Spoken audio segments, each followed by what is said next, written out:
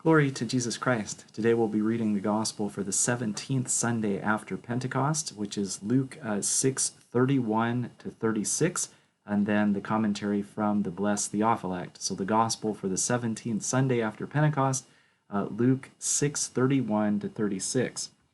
And just as you want men to do to you, you also do to them likewise. But if you love those who love you, what credit is that to you? For even sinners love those who love them. And if you do good to those who do good to you, what credit is that to you? For even sinners do the same. And if you lend to those from whom you hope to receive back, what credit is that to you? For even sinners lend to sinners to receive as much back. But love your enemies, do good, and lend, hoping for nothing in return, and your reward will be great, and you will be sons of the Most High. For he is kind to the unthankful and evil. Therefore, be merciful, just as your Father also is merciful. And then the commentary from the blessed Theophylact, except we'll actually add a few verses into it, because his commentary begins with verse 27. So verse 27 to 31, let me read that, and then we'll read the commentary. So, but I say to you who hear, love your enemies, do good to those who hate you, bless those who curse you, and pray for those who spitefully use you.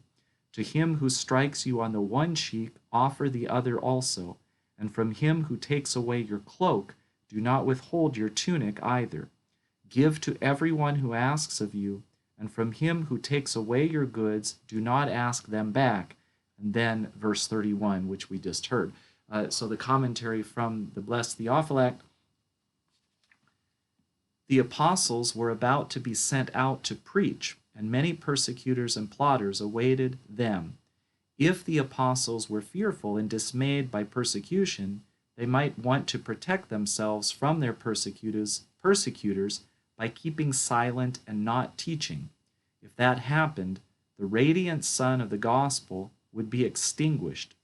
In anticipation of this, the Lord exhorts the apostles not to give way to defensive measures against their enemies, but instead bravely to endure all things, even insults and murderous plots.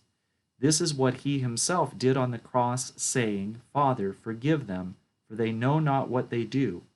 To prove to the apostles that this commandment to love one's enemies is possible to keep, he then says, what you want to be done to you, do the same to others, and be to others that kind of person you want others to be to you. If you want your enemies to be hard, unfeeling, and angry towards you, then be the same yourself to them. But if you want them to be kind and compassionate towards you, and not to remember wrongs, do not think that it is impossible for you yourself to be the same towards them.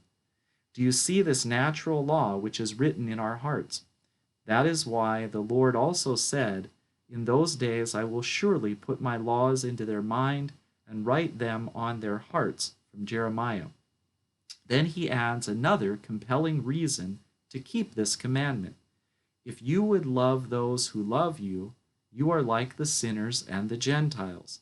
But if you love those who do evil to you, you are like God, who is kind unto the unthankful and to the evil. Which do you desire, to be like sinners or to be like God? Do you see the divine teaching? First, he persuaded you by means of the natural law. What you want to be done to you, do to others. Then he persuades you with the result and the reward. He promises that you will become like God. And this is the gospel for the 17th Sunday after Pentecost. Glory to Jesus Christ.